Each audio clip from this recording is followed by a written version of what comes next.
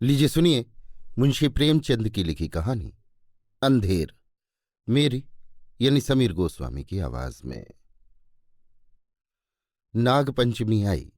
साठे के जिंदा दिल नौजवानों ने रंग बिरंगे जांघिए बनवाए। अखाड़े में ढोल की मर्दाना सदाएं गूंजने लगीं। आसपास के पहलवान इकट्ठे हुए और अखाड़े पर तंबोलियों ने अपनी दुकानें सजाईं, क्योंकि आज कुश्ती और दोस्ताना मुकाबले का दिन है। औरतों ने गोबर से अपने आंगन लीपे और गाती बजाती कटोरों में दूध चावल लिए नाग पूजने चलीं। साठे और पाठे दो लगे हुए मौजे थे, दोनों गंगा के किनारे। खेती में ज्यादा मशक्कत नहीं करनी पड़ती थी, इसीलिए आपस में फौजदारियां खूब होती थीं। आदिकाल से उनके बीच होड़ चली आती थी। साठे वालों को ये घमंड था कि उन्होंने पाठे वालों को कभी सिर न उठाने दिया। उसी तरह पाठे वाले अपनी प्रतिद्वंदियों को नीचा दिखलाना ही जिंदगी का सबसे बड़ा काम समझते थे। उनका इतिहास विजयों की कहानियों से भरा हुआ था। पाठे के चरवाहे ये गीत गाते हुए चलते थे, साठे वाले कायर सगरे पाठे वाले हैं सरदार। और साठे के धोबी गाते, साठे वाले 60 हाथ के जिनके हाथ सदा तरवार, उन लोगन के जन्म नसाए जिन पाठे मान लीन अवतार। गरज आपसी होड़ का ये जोश बच्चों में माँ के दूध के साथ दाखिल होता था, और उसके प्रदर्शन का सबसे अच्छा और ऐतिहासिक मौका यही नागपंचमी का दिन था। इस दिन के लिए साल भर तैयारियां होती रहती थी। आज उनमें मार्के की कुश्ती होने वाली थी। साठे को गोपाल पर नाज था, पाठे को बलदेव का गर्रा। दोनों सूरमा अपने अपने फरीक की दुआएं और आरजुएं लिए हुए अखाड़े में उतरे। तमाशाइयों पर चुंबक का सा असर हुआ। मौजे के चौकीदारों ने लठ और डंडों का ये जमघट देखा, और मर्दों की अंगारी की तरह लाल आंखें तो पिछले अनुभव के आधार पर बेपता हो गए। इस अखाड़े में दाव पेंच होते रहे। बलदेव उलझता था, गोपाल पैंतरे बदलता था। उसे अपनी ताकत का जोम था, इसे अपने करतब का भरोसा। कुछ देर तक अखाड़े से ताल ठोंकने की आवाजें आती रहीं। तब एकाएक बहुत से आदमी खुशी के मारे मार मार उछलने लगे। कपड़े और बर्तन और पैसे और बताशे लुटाए जाने लगे। किसी ने अपना पुराना साफा फेंका, किसी ने अपनी बोसीदा टोपी हवा में उड़ा दी। साठे के मन चले जवान अखाड़े में पिल पड़े और गोपाल को गोद में उठा लाए। बलदेव और उसके साथियों ने गोपाल को लहू की आंखों से देखा और दांत पीस कर रह गए। 10 बजे रात का वक्त और सावन का महीना। आसमान पर काली घटाएं छाई हुई थीं। अंधेरे का ये हाल था कि जैसे रोशनी का अस्तित्व ही नहीं रहा। कभी कभी बिजली चमकती थी, मगर अंधेरे को और ज्यादा अंधेरा करने के लिए। मेढकों की आवाजें जिंदगी का पता देती थी, वरना चारों तरफ मौत थी। खामोश, डरावने और गंभीर साठे के झोपड़े और मकान इस अंधेरे में बहुत गौर से देखने पर काली काली भेड़ों की तरह नजर आते थे। न बच्चे रोते थे, न औरतें गाती थीं। पवित्र आत्मा बुढ़े राम नाम न जपते थे। मगर आबादी से बहुत दूर कई पुरशूर नालों और ढाक के जंगलों से गुजरकर ज्वार और बाजरे के खेत थे, और उनकी मेड़ों पर साठे के किसान जगह जगह मड़ैया डाले खेतों की रखवाली कर रहे थे। तले जमीन, ऊपर अंधेरा, मीलों तक सन्नाटा छाया हुआ। कहीं जंगली सुअरों के गोल, कहीं नील गायों के रेवड़। चिलम के सिवा कोई साथी नहीं, आग के सिवा कोई मददगार नहीं। जरा खटका हुआ और चौंक पड़े। अंधेरा भय का दूसरा नाम है। जब मिट्टी का एक ढेर, एक ठूंठा पेड़ और घास का एक ढेर भी जानदार चीजें बन जाती हैं, अंधेरा उनमें जान डाल देता है। लेकिन ये मजबूत हाथों वाले, मजबूत जिगर वाले, मजबूत इरादे वाले किसान हैं कि ये सब सख्तियां झेलते हैं, ताकि अपने ज्यादा भाग्यशाली भाइयों के लिए भोग विलास के सामान तैयार करें। इन्हीं रखवालों में आज का हीरो, साठे का गौरव गोपाल भी है, जो अपनी मड़ैया में बैठा हुआ है और नींद को भगाने के लिए धीमे सुरों में ये गीत गा रहा है। मैं तो से नैना लगाए पछताई रे। अचानक उसे किसी के पांव की आहट मालूम हुई। जैसे हिरन कुत्तों की आवाजों को कान लगाकर सुनता है, उसी तरह गोपाल ने भी कान लगाकर सुना। नींद की औंघाई दूर हो गई। लट्ठ कंधे पर रखा और मड़ैया से बाहर निकल आया। चारों तरफ कालिमा छाई हुई थी और हल्की हल्की बूंदें पड़ रही थीं। वो बाहर निकला ही था कि उसके सर पर लाठी का भरपूर हाथ पड़ा। वो त्योरा कर गिरा और रात भर वहीं बेसुध पड़ा रहा। मालूम नहीं उस पर कितनी चोटें पड़ीं। हमला करने वालों ने तो अपनी समझ में उसका काम तमाम कर डाला, लेकिन जिंदगी बाकी थी। ये पाठी के गैरतमंद लोग थे जिन्होंने अंधेरे की आड़ में अपनी हार का बदला लिया था। गोपाल जाति का अहीर था, न पढ़ा न लिखा, बिल्कुल अक्खड़। दिमाग रोशन ही नहीं हुआ तो शरीर का दीपक क्यों घुलता।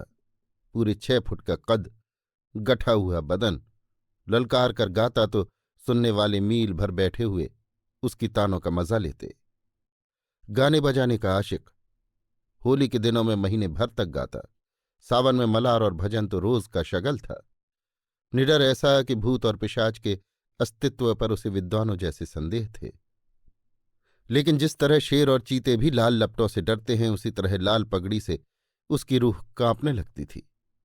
अगरचे साठे के एक हिम्मती सूरमा के लिए ये बेमतलब डर असाधारण बात थी, लेकिन उसका कुछ बस न था। सिपाही की वो डरावनी तस्वीर जो बचपन में उसके दिल पर खींची गई थी, पत्थर की लकीर बन गई थी। शरारतें गई, बचपन गया, मिठाई की भूख गई, लेकिन सिपाही की तस्वीर अभी तक कायम थी। आज उसके दरवाजे पर लाल पगड़ी वालों की एक फौज जमा थी, लेकिन गोपाल जख्मों से चूर, दर्द से बेचैन होने पर भी अपने मकान के एक अंधेरे कोने में छिपा हुआ बैठा था। नंबरदार और मुखिया, पटवारी और चौकीदार रौब खाए हुए ढंग से खड़े दारोगा की खुशामद कर रहे थे। कहीं अहीर की फरियाद सुनाई देती थी, कहीं मोदी का रोना धोना, कहीं तेली की चीख पुकार, कहीं कसाई की आंखों से लहू जारी। कलवार खड़ा अपनी किस्मत को रो रहा था। फुहश और गंदी बातों की गर्मबाजारी थी। दारोगा जी निहायत कारगुजार अफसर थे। गालियों में बात करते थे। सुबह को चारपाई से उठते ही गालियों का वजीफा पढ़ते थे। मेहतर ने आकर फरियाद की, हुजूर अंडे नहीं हैं। दारोगा जी हंटर लेकर दौड़े और उस गरीब का भुरकुस निकाल दिया। सारे गांव में हलचल पड़ी थी। कांस्टेबल और चौकीदार रास्तों पर यों अकड़ते चलते थे गोया अपनी ससुराल में आए हैं। जब गांव के सारे आदमी आ गए तो दारोगा जी ने अफसरी शान से फरमाया, मौजे में ऐसी संगीन वारदात हुई और इस कमबख्त गोपाल ने रपट तक न की। मुखिया साहब बेद की तरह कांपते हुए बोले, हुजूर अब माफी दी जाए। दारोगा जी ने गजबनाक निगाहों से उसकी तरफ देखकर कहा, ये उसकी शरारत है। दुनिया जानती है कि जुर्म को छुपाना जुर्म के बराबर है। मैं इस बदमाश को इसका मजा चखा दूंगा। वो अपनी ताकत के जोश में भूला हुआ है और कोई बात नहीं। लातों के भूत बातों से नहीं मानते। मुखिया साहब ने सिर झुकाकर कहा, हुजूर अब माफी दी जाए। दारोगा जी की त्योरियां चढ़ गईं और झुंझलाकर बोले, अरे हुजूर के बच्चे, कुछ सठिया तो नहीं गया है? अगर इसी तरह माफी देनी होती तो मुझे क्या कुत्ते ने काटा था कि यहां तक दौड़ा आता? ना कोई मामला न मामले की बात, बस माफी की रट लगा रखी है। मुझे ज्यादा फुर्सत नहीं है। मैं नमाज पढ़ता हूं, तब तक तुम अपना सलाह मशविरा कर लो और मुझे हंसी खुशी रुखसत करो, वरना गौस खां को जानते हो, उसका मारा पानी भी नहीं मांगता।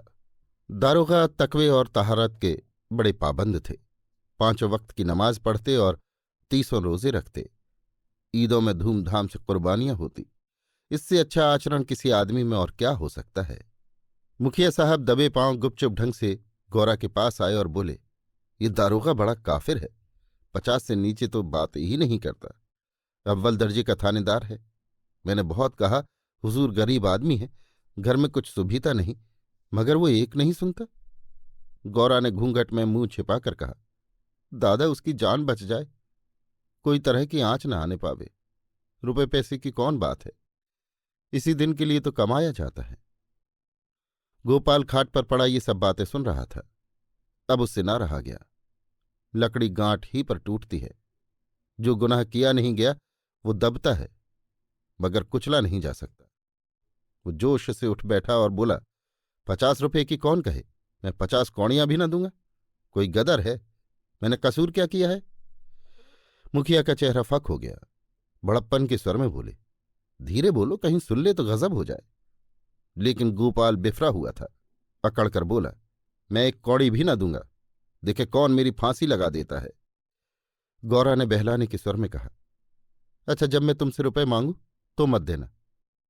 ये कहकर गौरा ने, जो इस वक्त लौंडी की बजाय रानी बनी हुई थी, छप्पर के एक कोने में से रुपयों की एक पोटली निकाली और मुखिया के हाथ में रख दी। गोपाल दांत पीस कर उठा, लेकिन मुखिया साहब फौरन से पहले सरक गए। दारोगा जी ने गोपाल की बातें सुन ली थीं और दुआ कर रहे थे कि ए खुदा, इस मरदूत के दिल को पलट। इतने में मुखिया ने बाहर आकर 25 रुपए की पोटली दिखाई। 25 रास्ते ही में गायब हो गए थे। दारोगा जी ने खुदा का शुक्र किया। दुआ सुनी गई। रुपया जेब में रखा और रसद पहुंचाने वालों की भीड़ को रोते और बिलबिलाते छोड़कर हवा हो गए। मोदी का गला घुट गया। कसाई के गले पर छुरी फिर गई। तेली पिस गया। मुखिया साहब ने गोपाल की गर्दन पर एहसान रखा, गोया रसद के दाम गिरह से दिए। गांव में सुरखरू हो गया, प्रतिष्ठा बढ़ गई। इधर गोपाल ने गौरा की खूब खबर ली। गांव में रात भर यही चर्चा रही। गोपाल बहुत बचा और इसका सेहरा मुखिया के सिर था। बड़ी विपत्ति आई थी, वो टल गई। पितरों ने, दीवान हरदौल ने, नील तले वाली देवी ने, तालाब के किनारे वाली सती ने गोपाल की रक्षा की। ये उन्हीं का प्रताप था। देवी की पूजा होनी जरूरी थी। सत्यनारायण की कथा भी लाजमी हो गई। फिर सुबह हुई, लेकिन गोपाल के दरवाजे पर आज लाल पगड़ियों के बजाय लाल साड़ियों का जमघट था। गौरा आज देवी की पूजा करने जाती थी और गांव की औरतें उसका साथ देने आई थीं। उसका घर सौंधी सौंधी मिट्टी की खुशबू से महक रहा था, जो खस और गुलाब से कम मोहक न थी। औरतें सुहाने गीत गा रही थीं। बच्चे खुश हो होकर दौड़ते थे। देवी के चबूतरे पर उसने मिट्टी का हाथी चढ़ाया। सती की मांग में सेंदूर डाला। दीवान साहब को बताशे और हलवा खिलाया।